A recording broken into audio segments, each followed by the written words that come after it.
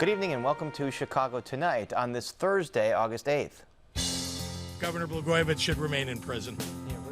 Will President Trump give Illinois' impeached former governor a get-out-of-jail-early card? We know what the issues are. I think the fact finder has laid it out very, very clear. We should get it done. A new budget for Chicago Public Schools. How will it impact contract negotiations with Chicago teachers?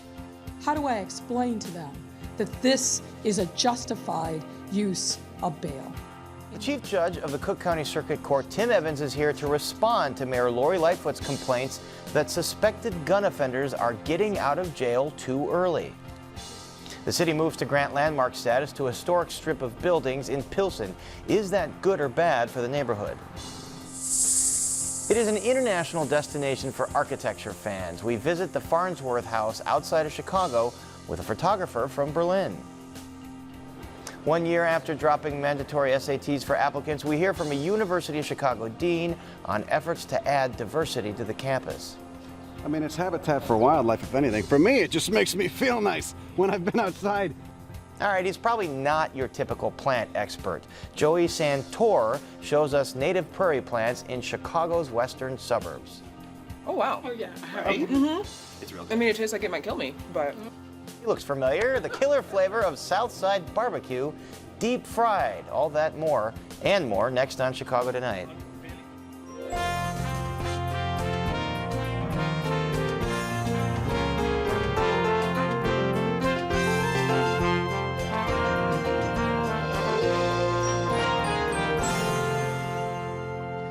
Thanks for joining us. I'm Paris Schutz. Here's what's happening in Chicago tonight. Immigration groups and a Chicago alderman report that federal immigration agents were in Pilsen this afternoon. 25th Ward Alderman Byron Sigcho Lopez says, quote, "Our office has received reports that ICE is approaching businesses and homes in Pilsen today. We've confirmed these reports with the National Immigrant Justice Center." Today's reported activity comes a day after the largest reported ICE raid in U.S. history that happened in Mississippi. No response yet from Immigration and Customs Enforcement in Washington about ICE's presence in Pilsen this afternoon, and we will hear more from Alderman Sigcho Lopez later in this program. President Donald Trump once again says he is strongly considering the prospect of freedom for former Illinois Governor Rod Blagojevich. Chicago Tonight's Amanda Vinicky has the latest. Blagojevich's fate was in the president's hands once before.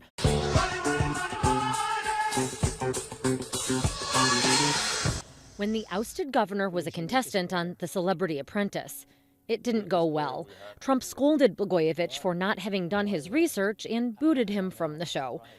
9 years later, that connection may prove to be a key to Blagojevich's early release from prison. Fresh off his visits to El Paso and Dayton as the communities recover from mass shootings, Trump told reporters on Air Force One, "So, Rod Blagojevich, I'm thinking very seriously about commuting his sentence so that he can go home to his family after 7 years. You have drug dealers that get not even 30 days, and they've killed 25 people. They put him in jail for 18 years, and he has many years left, and I think that's very unfair." Blagojevich is actually halfway through a 14-year sentence. In that time, his hair went white, and he started a prison rock band. Trump claims Blagojevich has been in jail for 7 years over a phone call where nothing happens. It was braggadocio. But Blagojevich is serving time for more than talking about auctioning former President Barack Obama's bleeping golden Senate seat. Juries convicted the ex-governor of 18 criminal counts, including bribery and attempted extortion. I think President Trump has some pretty important things that he ought to be dealing with, not the least of which is the mindless killings over the last week and gun safety. I wish he'd focus on that. You know, Governor Blagojevich should remain in prison. The president is a person who doesn't respect the rule of law. We have no idea what his actual process is for making these very important decisions. And if you look at the track record, he's pardoned Sheriff Arpaio, he's pardoned Scooter Libby, and now he's dangling the carrot in front of the Blagojevich family, which frankly is pretty cruel. It's not the first time Trump has given Blagojevich and his family reason to be optimistic. After Patty Blagojevich went on Fox News Channel to blame President Obama's Justice Department for an unfair trial, Trump twice hinted last year he was considering taking mercy on her husband. Nothing came of it. Patty, who lives in the couple's Ravenswood home, is hopeful Trump will come through this time, tweeting, "Our president's comments on Air Force One last night make us very hopeful that our almost 11-year nightmare might soon be over. We are very grateful." Attorney Richard Kling says there's nothing about Blagojevich's situation that justifies a commutation. If there was proof positive that Mr. Blagojevich was innocent, then I would absolutely say that's the right thing for a president to do. Absent that, I think it's sort of a slap at the justice system in terms of the executive is saying, okay, he went to trial, but I don't like what the sentence was, so I'm going to let him out early. While a pardon would clear Blagojevich's criminal record, Trump appears to be leaning toward a commutation, which would merely cut short Blagojevich's time behind bars. No matter what, don't expect a return to Illinois politics. Due to his impeachment and removal from office, Blagojevich is barred from running, and that's for life. For Chicago Tonight, I'm Amanda Vinicky. Our thanks to Amanda. Without action by the president, the earliest Blagojevich could get out of prison would be May of 2024. A notable Chicago Roman Catholic priest is suspended from ministry as new allegations of sexual abuse surface. The Chicago Archdiocese says it is investigating a sexual abuse allegation made against Father George Clements from 1974. Clements is currently a retired priest and pastor emeritus at Holy Angels Catholic Church in Chicago. He was pastor at that parish from 1969 to 1991. The Archdiocese says the case was referred to them by the Chicago Police Department. As for the weather, it'll be mostly clear tonight with a low around 63. Then tomorrow, sunny skies and a high near 81. Chicago Public Schools plans to spend millions to upgrade and improve hundreds of school buildings, all under a new budget proposed today. It's Mayor Lori Lightfoot's first CPS budget, and it comes as she negotiates a new contract with the teachers union. Brandis Friedman is here with more on this, and you've been covering all of this. What is going on with the contract process? So, Paris, we're actually learning a little bit more about the contract process just within the last few hours. So we know that we've been in sort of this holding pattern, awaiting a fact finder's report. Now, fact finding is a process that both sides have to go through before the Chicago Teachers Union can even take a strike vote. It's a neutral fact finder, takes a look at proposals from both parties and issues a report. If both parties agree to that report, then we have a contract. Now today, Mayor Lori Lightfoot addressed that report that both parties have received. It's not public yet, and it won't be public for another few weeks, but I think it recognizes and respects the offers that we put on the table. But Chicago Tonight has obtained a copy of that fact finder's report, and while we're still taking the time to fully digest it, even CTU sources say by their own assessment the fact finder is agreeing with the mayor's negotiating team. And the report shows that some of the social issues that the union has been attempting to negotiate on, Paris, class sizes, clinicians and counselors, staffing, that those are outside of the fact finder's jurisdiction. But basically a new contract agreement would be based on what the fact finder concludes? It could be if both parties agree, but where we are sitting right now, it's not looking like they're going to agree. Doesn't seem like they're going to agree. All right, so does this budget release today make any accommodations for what the CTU is asking for? So this budget does make some inclusions for those requests, setting aside $10 million to fund positions for 30 nurses, 35 social workers, and 30 case managers, in addition to paying for recruiting and pipeline development. The district has said that it is committed to hiring hundreds of these positions over the next 5 years, but the talent pool to fill those positions just isn't big enough right now. And what's more, Mayor Lori Lightfoot has been clear. While she's committed to those staffing increases, she's not negotiating them into the contract. The reason why we shouldn't use this opportunity right now to get the job done. We've put I think, a very fair and fulsome compensation package on the table. We have made publicly our commitments to support the staff. We announced it last week. We're saying it again today. It's baked into the budget for next year. Yes. Let's get the deal done. And as I understand, Brandis, the CPS and the teachers union are at the bargaining table. How is the union responding to this new budget? So interestingly, Paris, they held a press conference today before the budget book was actually released. In addition to negotiating on working conditions and pay increases, the cost of their health insurance, CTU has been clear that it wants to see a contract that's committed to comprehensively staffing schools to include the adequate numbers of counselors, nurses, and special education teachers and aides. That contract is the most important document there is about guaranteeing the way our working conditions, which are students' learning conditions, looks. So, you know, let's get it right. Let's get it in the contract. That's what we want to see. That's what we expect. We exist in a city that is dealing with a tremendous amount of trauma. We have to figure out a way to make sure that trauma supports are in our school. And of course, Paris, we now know what the fact finder says about those issues and whether or not they can be negotiated in the contract. Brandis, what else is in this budget that was unveiled today? So, Paris, the district says that this year it's focusing on making improvements at neighborhood schools across the city, spending a total of $619 million in capital improvements. School CEO Janice Jackson says 93% of that money will be spent on schools that serve a majority of low-income students. For example, Morgan Park High School, where the mayor and Janice Jackson announced this budget this afternoon, it's getting $23 million for a new roof, new athletic fields, and new science labs. The district says it plans to spend another $10 million to increase accessibility for people with disabilities and $85 million on improving high-speed internet access. Another $120 million is going towards converting classrooms in 106 schools to accommodate additional full-day pre-K students. That's why it was really important today as we roll out this budget to make sure that not only did we have equity at the core and that we use an equity lens with every decision that we make, but to also ensure that we're providing our students, our most vulnerable students, with the resources that they need, both human resources as well as financial resources.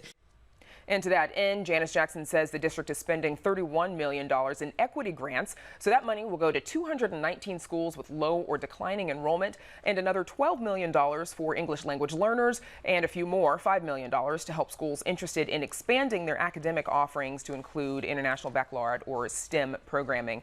And to give you a look at the overall budget this year, it totals $7.7 billion.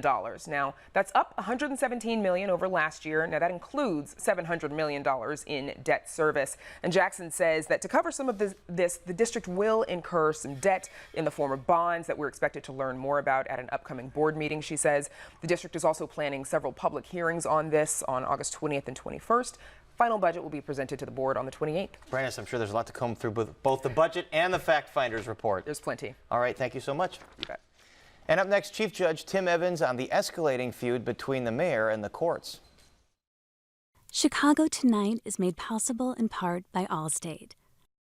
Allstate is investing in Chicago's youth. We believe good starts young. That's why we're helping our youth develop the skills they need to achieve success in life. Allstate is proud to empower the next generation of leaders.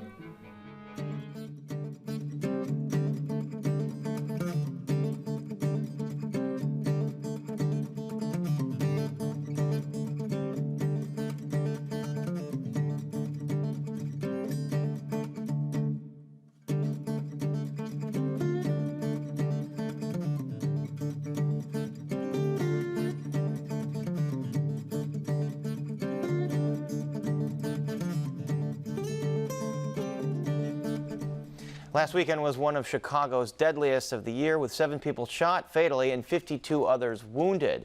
In the last few weeks, Mayor Lightfoot and Chicago Police Superintendent Eddie Johnson have increasingly turned their ire toward judges. They want to know why so many people arrested on gun charges end up back out on the street to possibly commit another crime. Is this the heart of the issue, or is it just scapegoating the city's violence problem? Here to talk about the role of bail and judges is Chief Judge of the Cook County Circuit Court, Tim Evans.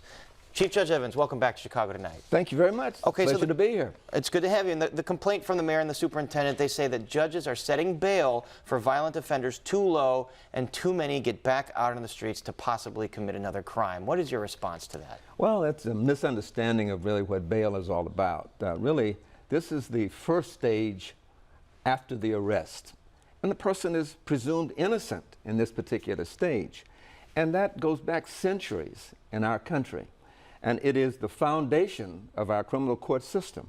So for somebody to assume just because an arrest has taken place that they should be required to stay in jail is a misunderstanding of what the bail system is all about. As you said, they're innocent to proven guilty. There's been big changes to the bond system and how judges determine what bond level to set. What have those changes been? That's right. We use a public assessment system that takes a look at risk rather than some of the stories that people used to hear. We take a look to see whether the person is likely to come back to court when he's supposed to, or whether that person is going to engage in some conduct that would have a deleterious effect on the public while his case is pending. And if the answer is no to those two factors, then we are obligated to release the person so that the person can be home, can prepare for his case, can support his family, can keep his job, can go to school, whatever life might present. That person is entitled to that. And what the mayor and the superintendent are saying, they put together this new gun offender dashboard, and we have a graphic here. They say 62% of people arrested for any sort of gun crime were let out on bond. Half of those had previous felony convictions, and 45 or 6% of the total here committed a new crime when they were out. Are those numbers concerning? Well, they really don't focus on what they should focus on, in my view. They talk about arrests. That means that people have not yet been convicted, and they shouldn't be treated as if they've been convicted. And even in those points on their dashboard, they show that less than 3% of the people who they've arrested get rearrested again for violence. So it's not telling the full story. Although if 3%, I mean, if some of those people engage in some kind of shooting activity, it can be significant. Well, shooting is different than simply making an arrest because somebody possesses a gun, for example. UUW is a kind of misnomer because... And this is unlawful use of a weapon. That's what UUW means. That is correct, but it really does not have a victim. It is just the possession of a weapon when one is not supposed to have one. And what the mayor is claiming is that UUW should be included in violent offenses, and it's not included in violent offenses. Well, in fairness to the mayor, I talked to her yesterday. We are, I think, traveling the same road. She is certainly in support of a bond reform. She's made it clear that she's against the use of money bail. And we're going to be meeting to talk really about what the arrest process is all about and what bail truly means and this presumption of innocence that I'm talking about. And to impose upon that particular procedure some kind of punishment or the assessment process that talks about accountability is wrong. This is early in the process. This is not the end of the process. Accountability and punishment takes place only after the person has been found guilty beyond a reasonable doubt. Did you tell her some of your concerns with her words and the superintendent's words, talking about judges and bail and kind of blaming that for some of the problem here? Well, we had a great discussion, and I did talk to her about that, and she admitted that she was still looking into the statistics, that she hadn't had a chance to see all the data. And she's invited me to come to her office, and I'm looking forward to doing that, and I will bring the data for her so that she can see that 99% of the people who we release engage in no violent conduct while they're out and while their case is pending. And I think she's going to be impressed by those statistics. And one of the things on the dashboard it shows is that even for gun offenses, the most common bail amount is between $0 and $10,000. Should judges consider higher bond amounts? And when it's $10,000, it means the person has to post $1,000 of that. That is correct. And really, money bond should be the last thing that a court would consider. As I say, it's only when the risk is not a clear and present danger, but nevertheless the risk is a higher risk than one would normally expect. We take a look at low risks, moderate risks, and higher risks. In the case of a higher risk, you might see a money bond used, and you might see this $10,000 that you talked about. But consider that. These people are presumed innocent, and yet they have to come up with $1,000 to have that innocence recognized and embraced. So, no, our judges don't immediately do that. They take a look in a scientific way, and they do it in a way that does not impose any additional danger on the public. And at the same time, the numbers of those held pretrial without bond has gone up. Explain why that is. Well, I entered an order back in September of 2017 that focused on the law that I've just described to you. And we have seen the daily jail population plummet from about 10,000 down to a little bit more than 5,000. But at the same time, we see more people being held no bail because we protect the public, just as we are removing people from jails who don't need to be in the jail while their case is pending.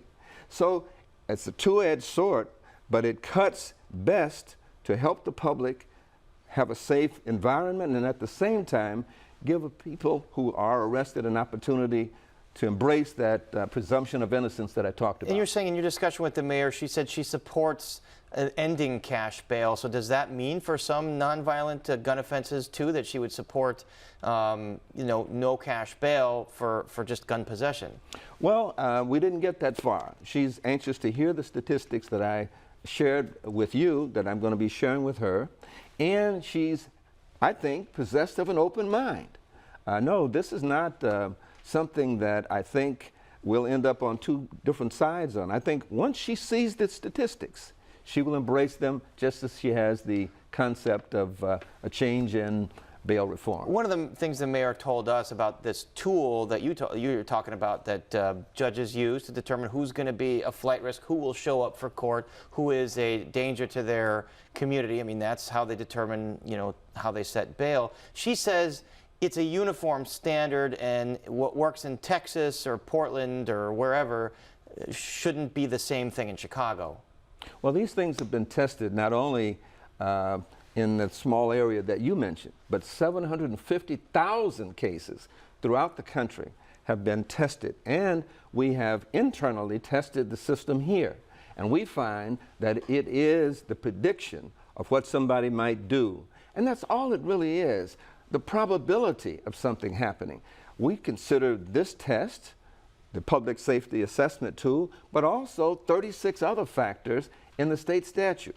And we listen to what the state's attorney has to say, and we listen to what the public defender has to say, or the private counsel who represents the defendant. And then the judge makes the decision.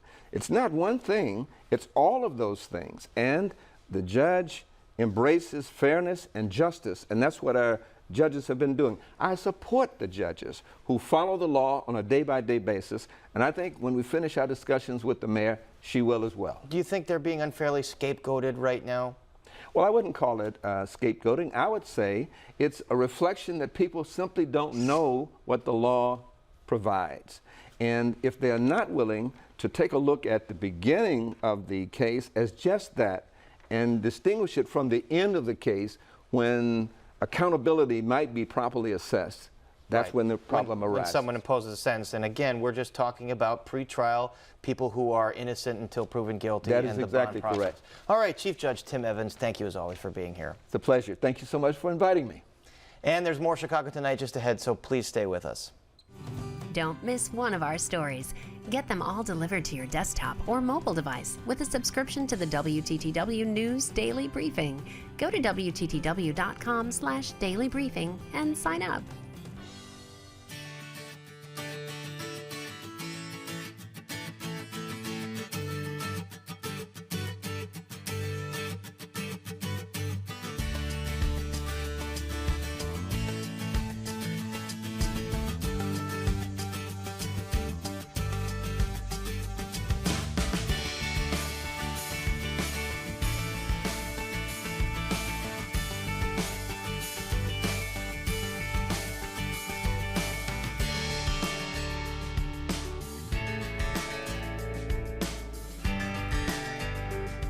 Still to come on Chicago Tonight, a visit to a masterpiece of modern architecture, the Farnsworth House outside of Chicago. We hear from a University of Chicago dean about the institution's efforts to create a more diverse student body. From rattlesnakes on California roads to native plants in Illinois prairies, a uniquely Chicago botanist shows us the ropes. And Chicago-style rib tips revved up, a preview of this week's barbecue edition of summer web series Deep Fridays. But first, the Pilsen neighborhood has been at the center of battles over gentrification for a long time. Now, a new twist involving some old buildings. Preservationists worry that many of the neighborhood's historic buildings will be threatened by all the new development in the area. So, they have created a proposal that would create a so-called landmark district. It includes much of 18th Street in Pilsen, as well as some other areas, and protects more than 700 structures. It would also protect the many murals in that area, and reaction so far in the neighborhood has been mixed. Here to help us sort all of this out are Ward Miller, Executive Director of Preservation Chicago, which worked with the city's Commission on Chicago Landmarks to map out the proposed landmark district. Pilsen's new alderman, Byron Sigcho Lopez, who was previously Executive Director of the Pilsen Alliance, which has worked for years to slow gentrification. And Arturo Garza. Mr. Garza grew up in Pilsen. He has owned property and been a realtor in the neighborhood for 25 years. 5 of his buildings would fall in this proposed district. Garza is currently a resident of Cicero. Welcome all of you to Chicago Tonight. Before we get to this, Alderman Sigcho Lopez, to what we spoke about at the beginning of the show, what is the latest that you know of the situation of ICE agents in Pilsen right now? And thank you, President, for the invitation. It's obviously very concerning for us. We had a terrible weekend across the country, massive shootings. We had massive deportations in Mississippi. And today we got serious reports of ICE presence in Pilsen, the mecca of the immigrant community in Chicago. So obviously with the National Immigration Center, we're taking this very seriously. We went to the site to see what happened. We continue to verify the information. There was ICE presence. We do not have information that anyone was detained. We will continue to protect our community. We have very clear that ICE is not welcome here. And so there's no evidence that they were actually conducting any raids or any kind of official activity, as you know? That's correct. And we will continue to, we've been canvassing this afternoon, and we don't have any reports so far, but we'll continue to investigate and be vigilant. All right, let's move on to the issue at hand. Ward Miller, why a landmark designation for this stretch of Pilsen? Well, this is one of the city's oldest neighborhoods. It's a really rich and diverse area of not only people and cultures, but also of buildings. It was part of the original area of the city of Chicago, and it really reflects the city's growth over time, and it's an amazing resource. So many of our neighborhoods in Chicago are based with landmark districts across the city. This is one that has a very high percentage of important, historically and architecturally important buildings, and there are no landmark districts in this vicinity. Arturo Garza, we mentioned at the top you own 6 properties here. What do you believe a landmark district would do to you as a building owner? I think it's going to restrict what I can do with my property. Basically, you're downzoning my property in many respects because I will not be able to add on to my property. I would not be able to do additions. I would not be able to demo a property if I wanted to and build new. So I think the landmark district is going to hurt the smaller property owner the most.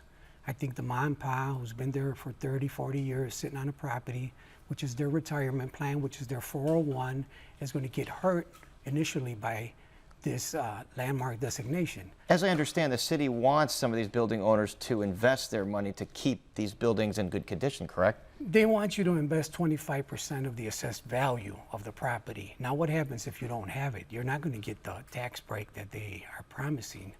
And so they're promising a 12-year property tax freeze if you invest 25% in your building. That's right. You have to have the money to invest to begin with. And if you don't, what are you going to do? Alderman Sigcho Lopez, as the area's alderman, what do you think about a proposed landmark district here? And let me put it in context. When I first assumed office on May 20th, we saw and right a month before that, a project that was fast-tracked to be approved without the knowledge of the residents, without an understanding of the knowledge of what this project does and what it doesn't. So obviously we have since then conduct a lot of community meetings to make sure that the residents are aware of the incentives and how the incentives that we will be operating. I share the same concerns of some of the residents, long-term residents especially, who will not be qualified. They do not simply have the 25% to make sure that they keep up with those repairs. So everybody is being asked to put in 25%? That's the condition for the residents to qualify for the incentives. And we simply, I'm convinced that many of the mom and pops, many of the long-term residents simply don't have that kind of capital. Ward Miller, let's take a step back. What exactly does a landmark district mean? I mean, just run down the bullet points of what that means. There are a few others across the city. Sure. So a landmark district is different than an individual designated landmark. So what we're really doing is we're talking about the protection of these facades that face the street and the roof line. So we're trying to preserve the spirit, the look, the feel of a neighborhood. People can still add on to their building. They can still do whatever they want to the interiors of these buildings. So this is really trying to keep the scale, the human scale, the look and feel of a neighborhood intact. And that's oftentimes what's so important. And there's a lot of studies out there that say that landmark districts do not inhibit the value of the land and really do and actually encourage reinvestment in neighborhoods. And what about the concern that many people won't be able to find 25% to put into their house to get these tax breaks? Well, that's the tax break aspect of the whole issue. There are other programs the Department of Housing is working on with the city and different programs that we realize would be helpful to the neighborhood. So we're all trying to work with the aldermen, the staff, and the community and the city to encourage good outcomes here that could really maybe be a real breaker here and something that the community would embrace. And just so I'm clear, residents are not forced or compelled to invest more in their property to get it up to code. You can be a landmark district or a landmark building and leave your building exactly as it is. However, if there is a reinvestment or if there are some substantial changes to the building, the city usually requires that it be done in a certain way. Arturo Garza, the subject of gentrification, younger people moving in, the historic sort of Mexican nature of the community is kind of ebbing and flowing. What do you think this would do to gentrification? I think it's going to accelerate it. I think it's going to diminish the amount of properties available. You're going to stop development, and you're going to put pressure on the existing properties. Developers are still going to come. Investors are still going to come. You're going to call this a historic landmark designated area. It's going to have an attractive view for a lot of wealthy people, a lot of well-educated people that are going to come in. They're going to buy these properties. They're going to turn your 2, 3, or 4 flats into big single homes, and they're going to displace all our current residents. That's what's going to happen. Alderman Sigcho Lopez, I mean, the point of this is to halt gentrification a little bit. Could it have the opposite effect, as Mr. Garza is saying? I mean, definitely, if we don't have the right policies in place, we've seen that, the unintended consequences. We see what property taxes in Pilsen have skyrocketed. We want to make sure that we don't put another hassle. We don't put extra barriers on what the residents are feeling right now, the homeowners in particular. So we would make sure that the Department of Planning with the mayor's office, that we have the right incentives. If we move forward, it will be only with the permission, the approval of the residents. Right now, we are conducting a really robust community process where we are asking homeowners to provide an affidavit and state their position to make sure that they understand what they're getting into. And if the majority of the community don't think that this is a good proposal, we simply won't move forward. But we think that if we are doing our job, alleviating the issues of property taxes, alleviating the issues of repairs that many homeowners in Pilsen have right now, we potentially can move forward with a better proposal. As it stands, I have a lot of reservations. Ward Miller, how do you deal with the issue of gentrification as the city moves toward landmarking this street? So there's no real way to stop gentrification, but there are ways of slowing it, and we believe that maintaining these buildings that are so seminal and architecturally and historically so significant that can actually slow gentrification. And we also believe that this is a planning tool, the landmark designation, and it will preserve what's really important about the built environment of Pilsen, and also encourage families to stay. We want to see that whole holistic plan in place. If we do nothing, this area might be completely demolished in the course of 10 or 20 years, and that's a real danger. We've seen other neighborhoods in Lincoln Park and other areas of the city where we've seen wholesale demolition of buildings and 4- and 5-story condominium buildings that are priced at the same value as these houses were a few short years back. So that also impacts property taxes and it makes them go up. So we're very concerned that this could be a really positive and holistic planning tool for the city of Chicago and for Pilsen. And we're hoping that this will also set in place other programs that people of Pilsen, unlimited means and families can embrace. Mr. Garza, are there things you want to hear from the city that would get you to change your tune on this issue of landmarking, or is there another way to preserve the character of the neighborhood without doing this? I think they have to approach it in a different manner. I think you should be more selective of the property you are choosing. I mean, right now they just pulled a shotgun and shot everything in the neighborhood. You know, they're hunting with a big gun. There's properties that could be landmarked, but they're one here, one there. It's not blocks and blocks of continuous properties that qualify as landmark properties. Ward Miller, why not just, you know, single properties instead of a large sort of area? Well, this is a landmark district, so you know you're looking at streetscapes.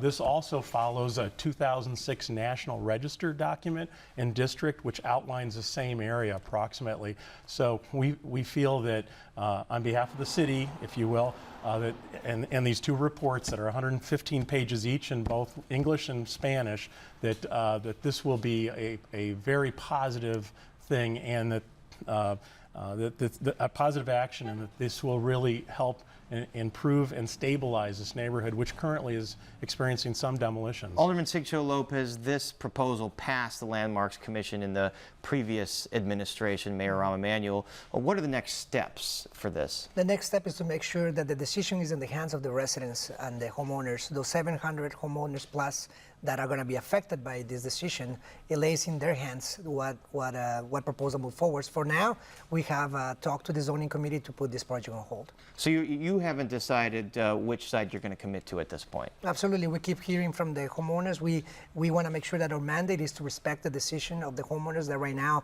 are struggling as it stands with property taxes, maintenance work. We need to do a lot more for them, and we want to take our time to get this project right if it's going to help them. All right, Ward Miller, Alderman Byron Sigcho Lopez, Arturo Garza, thank you all for being here. Thank you. Thank you. And up next, a visit to a modern masterpiece through a photographer's lens. Stay with us. Chicago Tonight is made possible in part through the generous support of the Julius Frankel Foundation. The Chicago Architecture Biennial begins next month, and 58 miles outside of Chicago, a photography show at a historic home site is a prelude to that biennial. At the Farnsworth House in Kendall County, photographs focus on that famous maker of modernist architecture, Mies van der Rohe. Jay Shesky has the story.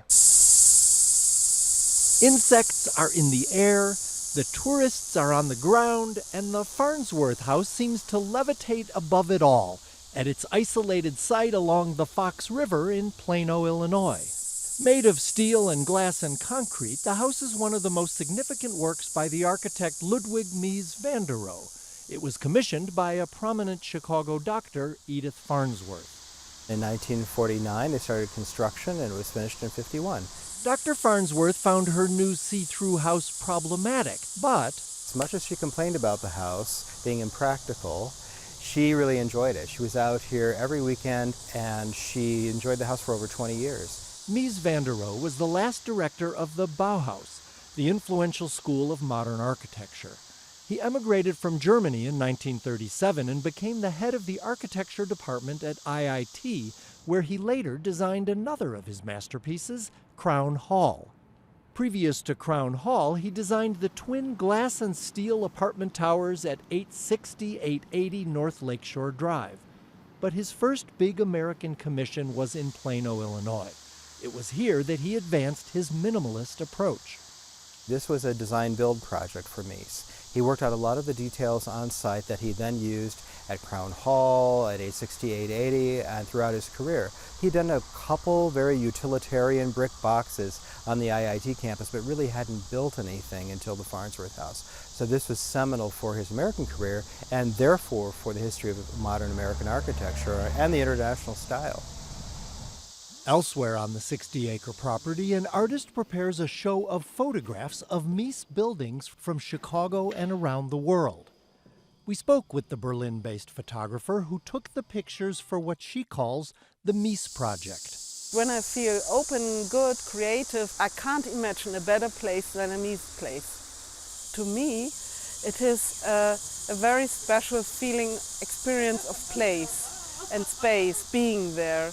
And what was so interesting concerning the Mies project is that I got the same feeling being in different cities, even different continents, and it was always a similar feeling.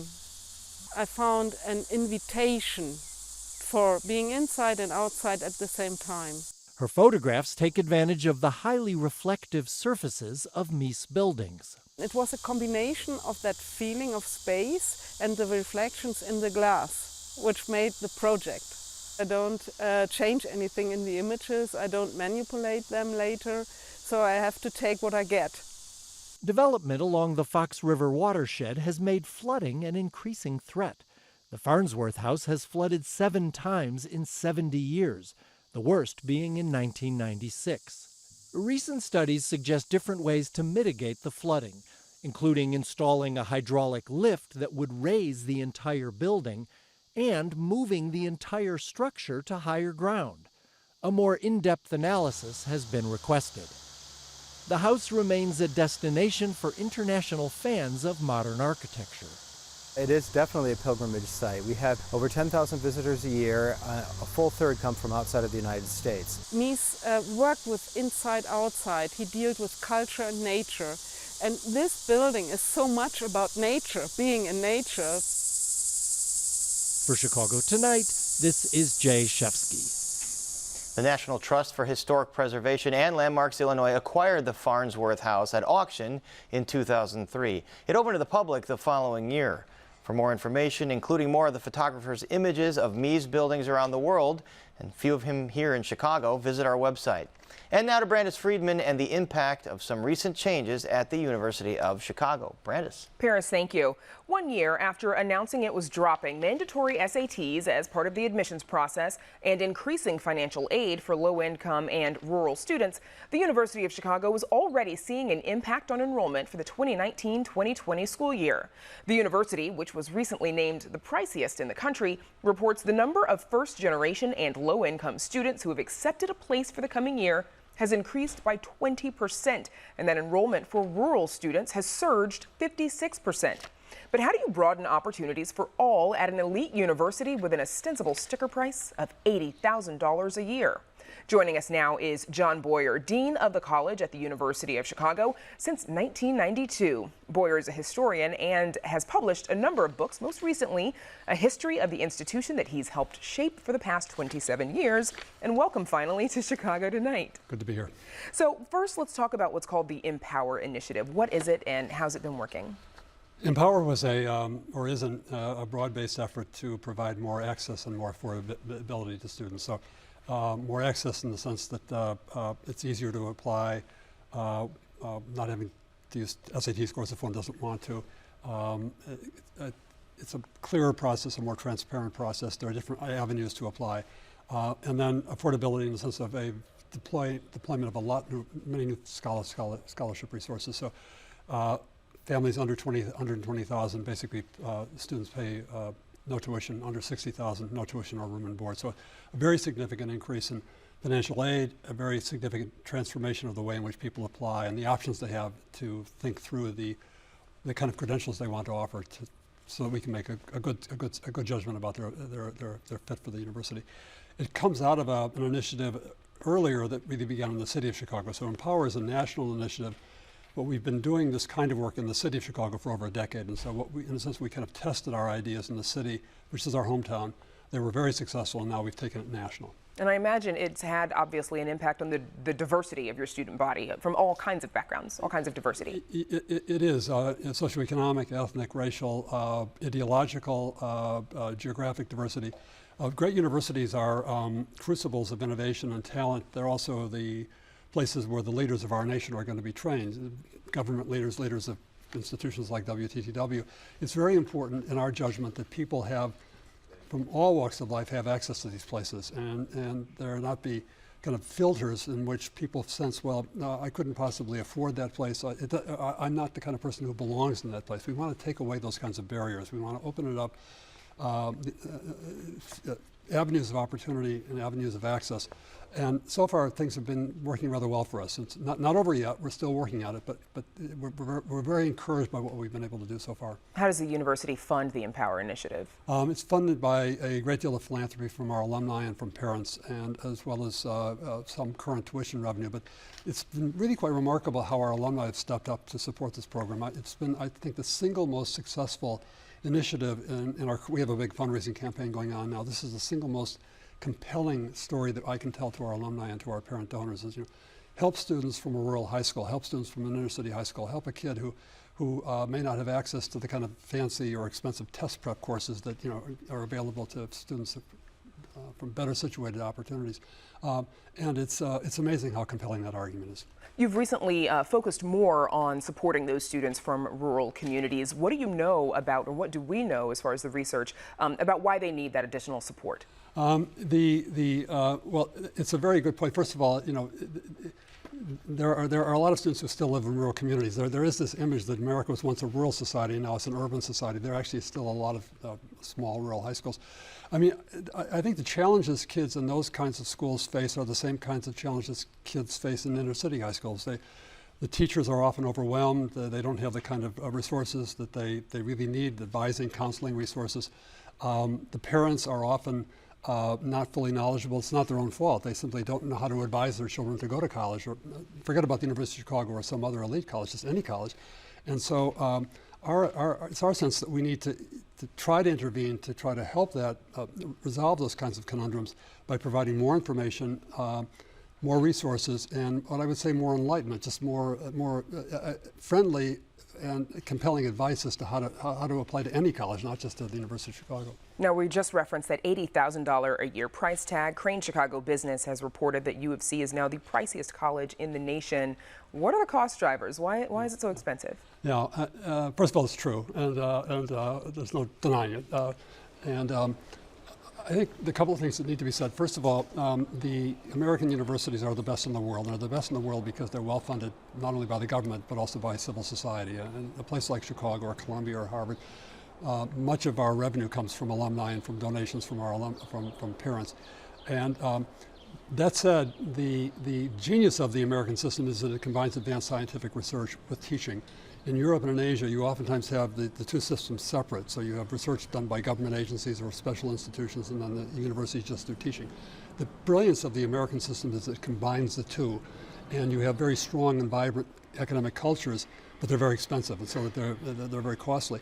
The important thing, in my judgment, is that we create a kind of fair deal for everybody, that a student who comes from a modest family background should be able to attend these places without having to go deep into debt and without having to worry about, do I belong there? And as long as we can balance those different objectives, sustain the distinguished quality of the universities, but also make them very accessible, very diverse, fully mirroring the whole of the American life, not just kind of bastions of privilege. I think that the cost issue we can deal with the cost issue. We can reckon with it. How do you deal with that if you've got an $80,000 price tag, but at the same time you've got even more students applying and enrolling in your university? How are all these people affording it? Well, we next year will be offering probably $170 million in financial aid, and the average grant of the students receiving financial aid will be almost $50,000. So, in other words, what we do is we intervene to kind of take that issue off the table for a large part of our student body. Could we not just lower the cost of tuition? You could, but that would be to change the whole system that was created in the late 19th century. The system was that those who have more means should pay, those who have less means should be able to still attend. That's really been the American way for almost 100 years. Outstanding student loan debt, it's estimated to be around $1 trillion, according to the Federal Reserve. Many economists believe it's never going to be repaid. Is this system sustainable? Yeah. I'm not sure it is in the long run, and one of the things we've done is to eliminate student debt. We no longer package loans as part of our financial aid, so almost all of our students graduate without debt now. And those who do have very very small amounts of debt. Can everybody else do, or should everybody else do what we're doing? I mean, one has to be realistic. Other universities may not be as well positioned as some of the top private universities. But I think this issue of debt is a very important one, and it hinders people, especially coming from communities where debt is seen to be a kind of curse. well, I don't think I'm going to go to a university if I have to take out a loan. Even though, you know, one is talented, one should go to a university to advance oneself. And I think so. Debt is something that we need to remedy in a very quick way. And before I let you go, a lot of people, our society especially, we put a heavy emphasis on higher education, education being the great equalizer. But then there, of course, is the debt problem to solve. How do you view the role of higher education today? Higher education is it's a major asset in American life. The universities have long been objects of trust and respect by both parties. You know, it's really quite remarkable how settled and how respected they are. And they're respected because of the powerful impact they have, not only in upward social mobility, but also in, as I said, training the kind of future leaders of the nation. It's very important, it seems to me, that universities not only provide excellent education, but they also worry about careers. And we're doing a lot now in investing in career opportunities. Next year, we're going to be offering over 3,000 paid internships, $5,000 each for our students, because we're very worried. We're very concerned about to make sure that the education we offer has a very powerful impact. Thank you so much. I appreciate it. Thank you. Dean John Boyer from University of Chicago, thanks for joining us. You might call it botany served Chicago style. During explorations, amateur plant expert Joey Santor shares his knowledge with colorful humor and an authentic Chicago accent. Chicago Tonight's Evan Garcia took a stroll with him through a local nature preserve to learn more. But it's, you know, it's mildly toxic, but you just want to put a little bit on your pants, and it lasts for a couple washes. It's probably nowhere near as toxic as DEET, and it's for the ticks, you know. Joey Santor sprays himself with insect repellent before heading into Wolf Road Prairie, a nature preserve in Chicago's western suburbs. So we just kind of have this oak savanna thing going on right here. This was like the prairies, the oak savannas occurred. They were another integral part of the ecosystem here before it all got turned into farmland. Santor is an amateur botanist. This is one of my favorites right here. This is Silphium terebinthinaceum. It's a relative of sunflowers. It's an Asteraceae. Well, it's important for pollinators. Birds eat the seeds, and it just it taps way deep down into the prairie soil, and just I mean, it's habitat for wildlife, if anything. For me, it just makes me feel nice when I've been outside dealing with most of the human infrastructure that I normally find so revolting. This just calms me down a little bit. Santor identifies and discusses wildlife throughout North America on his YouTube channel called Crime Pays, but Botany Doesn't, which he bills as a lowbrow, crass approach to plant ecology, as muttered by a misanthropic Chicago Italian. What you got going on in terms of plant life is just a handful of shrubby perennials in the Asteraceae and Amaranthaceae family. Listen, all I was saying was that you should get out of the middle of the road, okay? In one video, with more than 180,000 views, Santor moves a rattlesnake slithering on a California road to safety.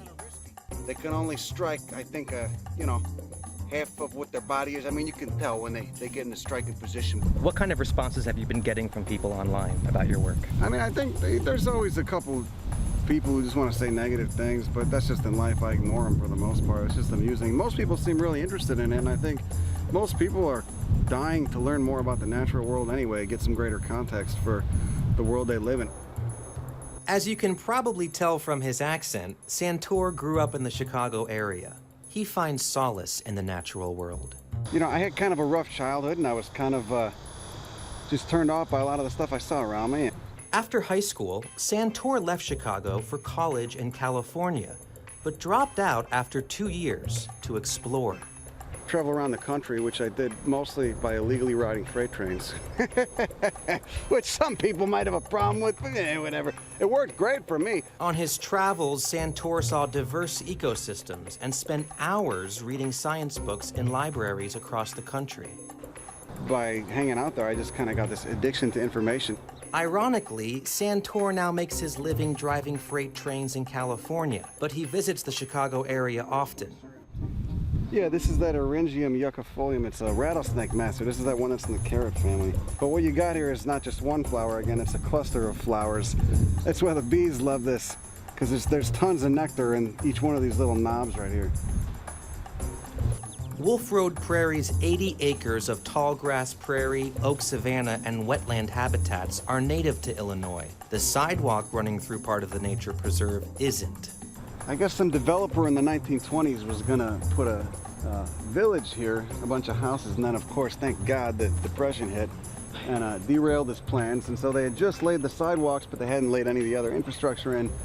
Through his colorful way of describing nature, Santor hopes to inspire others to get outside and learn. And there's this whole other world out there waiting to be discovered, you know, and you could spend your whole life learning about it and reading about it and not know everything. So I want to show people that. I want to show people what else is out there. That's my whole MO. That's all I care about. For Chicago Tonight, I'm Evan Garcia. And we should warn you that Santor's YouTube channel contains some language we can't air on TV, so viewer discretion is advised.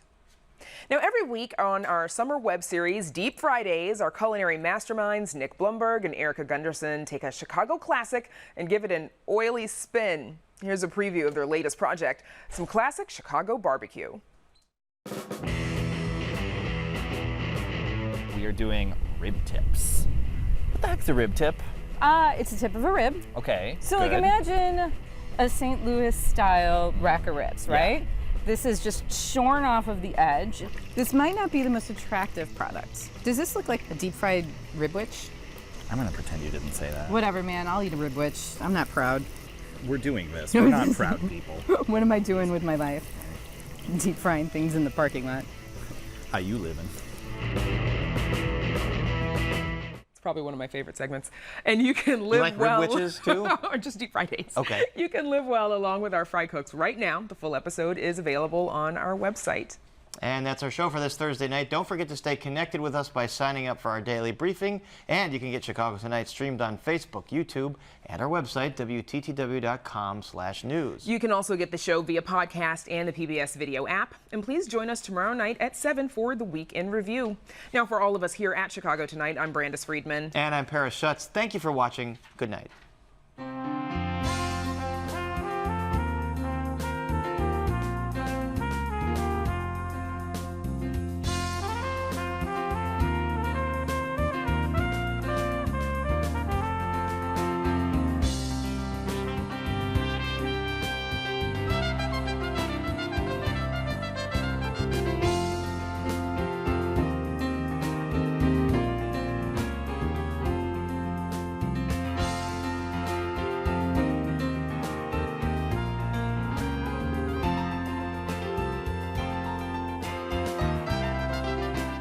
Closed captioning for this program is made possible by Robert A. Clifford and Clifford Law Offices, pleased to give back to the community through numerous charitable initiatives.